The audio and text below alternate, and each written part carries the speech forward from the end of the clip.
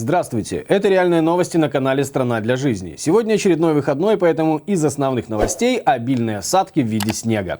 77 сел Беларуси остались без света из-за снега. По данным ГПО «Белэнерго», в течение суток на территории республики периодически нарушалось электроснабжение в 135 населенных пунктах. Мингорисполком обратился за помощью в уборке снега. Заместитель председателя Минского городского исполнительного комитета Александр Дорохович обратился к минским предпринимателям с призывом убрать снег. Ну а что, коммунальщики заняты, им нужно срезать ленты, флаги, воровать елки во дворах, закрашивать муралы, рубить лед неугодных цветов. В столичном районе Лебяжий жители устроили конкурс дворовых снеговиков. На белых снеговиках были красные элементы. Ночью приехали неизвестные, скорее всего коммунальщики, и разрушили снеговиков. А уборка снега на дорогах – это уж будьте добры как-нибудь сами. И скажите спасибо, что на пятницу субботник не назначили. Не за горами то время, когда каждый гражданин Белоруссии будет обязан иметь лопату на случай расчистки проспектов для кортежа самоназначенного. Напомним, что вы смотрите реальные новости Беларуси на канале «Страна для жизни», а страна Беларусь большая, поэтому сегодня в межпраздничные дни спецвыпуск новостей регионов, в котором все будет хорошо. Как сообщает барановичская газета «Наш край», наступающий 21 год пройдет под покровительством белого металлического быка. Что же принесет нам бычок после суетливой крысы? Задается вопросом редакция и рассказывает читателям о важнейших событиях. О том, что в барановичском филиале Брестплемпредприятия на травке устроились на пастбище маленькие бычки, а у входа встречает огромный бык-производитель. Дон Жуан его зовут. Это символ филиала. Хорошо, что в стране хотя бы быки производят не для складов, а для удовольствия и на радость себе и телочкам. Гродненская региональная газета «Перспектива» сообщает, что губернатор подарил трактор Скидельскому сельхозлицею. И все бы хорошо, но ведь правильно было бы говорить, что не губернатор подарил, а средства были выделены из бюджета, на них был куплен трактор, может быть даже новый. Странная привычка боготворить тех, кто должен пахать на благо народа, за то, что за народные деньги куплено и преподнесено как проявление широты души и доброты губернаторов и прочих назначенцев. Витебские вести говорят, что замечательным подарком 1125 учащимся одной из крупнейших Витебской средней школы номер 4 стал компьютерный класс. Сертификат на него вручили учреждению образования в канун Рождества делегаты 6-го Всебелорусского народного собрания. Того самого, да-да. Чтобы хоть как-то приблизиться к народу, который собираются представлять, делегаты пытаются подарками оправдать свое участие в общереспубликанском фарсе, запланированном на середину февраля.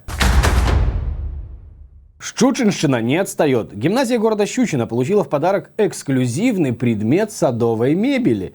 В связи с чем это учреждение образования, единственное в Беларуси, получило такой необычный подарок, задается вопросом редакция и все вы. А все просто. Там учатся и работают ребята и педагоги, которые любят природу. Говорят нам в газете. А вот если бы любили компьютеры, получили бы компьютерный класс. Ну, как говорится, чем богаты. Полоцкий вестник сообщает, что пограничники в прошлом году изъяли крупнейшую партию гашиша – 668 килограмм. Изъяли в прошлом году, сообщают в этом. Видимо, были заняты ликвидацией. В Варшанском районе новый молочно-товарный комплекс «РПУП» Устье Национальной академии наук Беларуси. Здесь планируют получать порядка 9000 литров молока в год от одной коровы. Главная роль науки – быть с властью, говорил на днях глава Академии наук. Пока власть захвачена агрофюрером, академики будут заниматься удоями. И это неплохо, и даже хорошо. Вот только жаль, что удоями занимаются академики, причем только удоями. Гомельская правда, причем горькая, сообщает, что Илон Маск назван самым богатым человеком мира. И это важно, очень важно рассказать читателям Гомельщины, сколько денег у них никогда не будет. Причем у всех вместе взятых и за всю жизнь. Также газета напоминает, с 1 января подняли тарифы на жилищно-коммунальные услуги. Повышение коснулось не только льготных тарифов, но и экономически обоснованных. Обоснованных. Странно было бы что-то не обосновать, правда, когда собирают деньги с народа? Причем некоторые полные тарифы выросли весьма ощутимо. В том числе одни из самых чувствительных для кошелька. Такие строчки, как отопление и подогрев воды. Кстати, первыми озвученными участниками Всебелорусского народного собрания от Гомеля стали депутаты. Не будем говорить о том, что они выбрали сами себя, это и так понятно. Ровно как и то, что все депутаты, которые туда отправляются, вот все делегаты, они же, главное, чтобы были надежными. Надежными! Средний размер задекларированного дохода новоиспеченных делегатов оказался почти в 4 раза выше, чем средняя зарплата в Гомельской области за тот же период. У некоторых делегатов зарплата в 7,5 раз больше, чем у среднестатистического жителя Гомельщины. Вот они, представители народа, которые понятия не имеют, как и за что живет народ.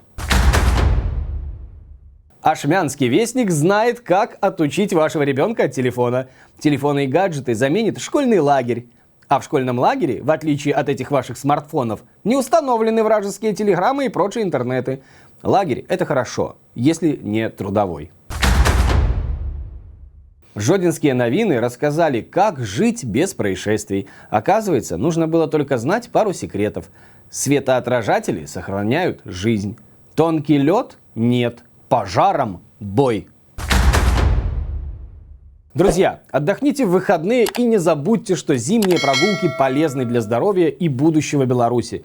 Гуляйте и берегите себя. До встречи!